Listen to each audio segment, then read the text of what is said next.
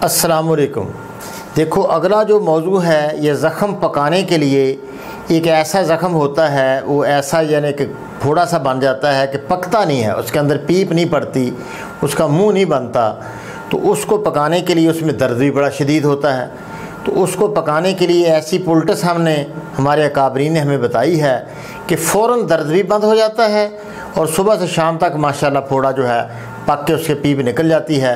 جب پیپ نکل جائے اس کو صاف کر کے اس میں پٹی وغیرہ آپ لگا دیں تو بہت جلد وہ اس کو آرام آ جاتا ہے۔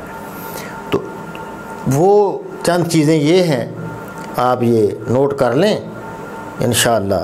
اس میں گوگل، جس کو انڈین زبان میں ہندی میں یوگ راج کہتے ہیں، تو یہ گوگل ہے، زرد گوگل لے لیں، کالی زیری لے لیں، کالی زیری۔ تو یہ کالا زیرہ اور چیز ہوتی ہے، کالی زیری اور چیز ہوتی ہے۔ تو تخم میتھی یعنی میتھی کے بیج، سرخ رائی، یہ خشخاش کے دانوں جتنی باریک ہوتی ہے، دو طرح ہوتی ہے، سفید بھی ہوتی ہے، قدرے یہ سرخ رنگ، براؤن سی سرخ رنگ کی یہ ہوتی ہے۔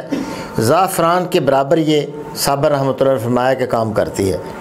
تو یہ ساری چیزیں برابر لے لیں، گوگل، زرد، کالی زیری، تخم میتھی اور رائی، اس کا لیپ کریں، برابر وزن ہر ایک چیز لے لیں۔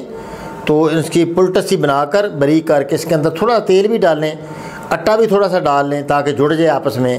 تو ایک ٹکی سی بنا کر زخم پر رکھ کر اوپر آپ کپڑا باندھ دیں، تو انشاءاللہ رات باندھیں، صبح تک انشاءاللہ زخم جو ہے تیزی سے پک جائے گا۔ اگلے دن لگا دیں، اسی کو تھوڑا گرم کر کے پھر لگا دیں آپ، تو انشاءاللہ زخم پک جائے گا۔ جب پک جائے، پیپ خارج ہو جائے گی، تو اس میں بتی وغیرہ اس میں بنا کر اس میں بھر دیں، اس کو روئی سے کوئی زخم وغیرہ جو ہے اس کے اندر اچھی طرح روئی بھر دیں دوائی میں بھگو کر، تو تیزی سے انشاءاللہ زخم ٹھیک ہونے کی آپ امید رکھیں۔ اللہ پاک آسانی کرے، اللہ خیر کرے۔ السلام علیکم ورحمۃ اللہ۔